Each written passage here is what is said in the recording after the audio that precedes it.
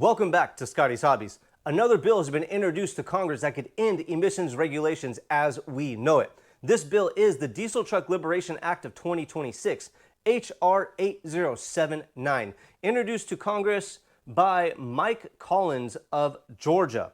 Now, you guys might remember S.Dot 3007, the Diesel Truck Liberation Act of 2025, and it's very similar. We're going to go over that in this video. Before we go too far, please hit that like button, subscribe, check out the video library for a ton of automotive helpful DIY videos, and please tell everybody about Scotty's Hobbies. When I make my videos, I do give you links in the description to go do your own research. So everything I talk about, links in the description, so you guys can go see what I'm talking about. Don't just take my word for it. Do your own research too. Knowledge is power. All right. Now this bill is very similar to S3007, the Diesel Truck Liberation Act of 2025. This bill doesn't say vehicles can be manufactured without emissions components. What this bill does or says is that the emissions regulations that the EPA has will not be enforced on vehicles. So if you want to take something off your vehicle, add something to your vehicle, upgrade something, just change something, the emissions rules won't pertain. So you could do whatever you want.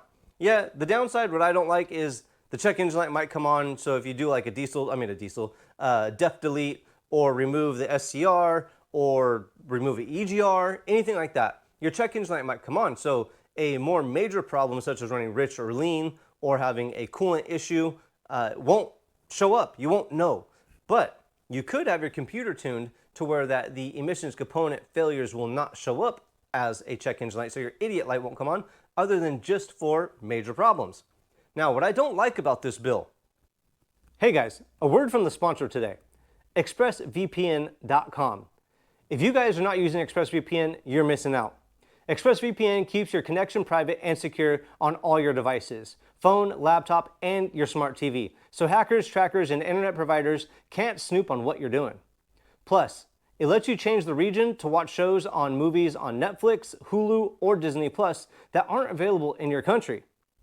I've been using it for years. It's fast, safe, and super easy. Hit the link in the description below or go to expressvpn.com/Scotty's Hobbies to get the deal that I've worked out for you guys. Save money and protect yourself while online with ExpressVPN, the same one I trust every day. Is nowhere in the bill, if you look through it all, nowhere in the bill does it pertain or mention or deal with Section 209 of the Clean Air Act, the federal law known as the Clean Air Act. Section 209 gives California the ability to make their own rules, get it approved by the EPA, blah, blah, blah. But that's why California has their own rules, and they still do. This bill also does not talk about or deal with Section 177 of the Clean Air Act. Now, Section 177 gives other states the ability to tag along with California and adopt their emission standards or choose what emission standards they want to follow through or from California. So really, this bill would only pertain to federal standard states, such as Arizona, New Mexico, Texas, Illinois. Those states all follow federal emissions regulations. So in those states, if this bill passes, that would wipe out emissions inspections. It possibly could. But as it is right now, this bill was introduced again on March 25th, 2025. It was introduced to the Energy and Commerce Committee, and I will be following it as we go. So make sure to stay tuned. Now, if this bill passes, it will be a little bit of a help to everybody except in California or states that follow California regulations. It could be a huge change, and it could be a start. But as I've said before, why do we keep adding bills that could delete emissions regulations or adjust emissions regulations rather than focusing on a bill that was introduced such as last year? You have a bunch of bills that were introduced. I have them all in my video library. You have the Diesel Truck Liberation Act of 2025, HR 4117, I forget what that one's called. There's a bunch of them. I'm having a brain fart right now, but there is a ton of bills in Congress that could be focused on and get them to pass. But they just keep introducing more and more. And then the other problem, Congress, the 119th session of Congress, which is the Congress right now, has until the end of this year to pass any bills. In January, I believe it's January 3rd, all the bills that are introduced into Congress right now go away if they haven't been passed.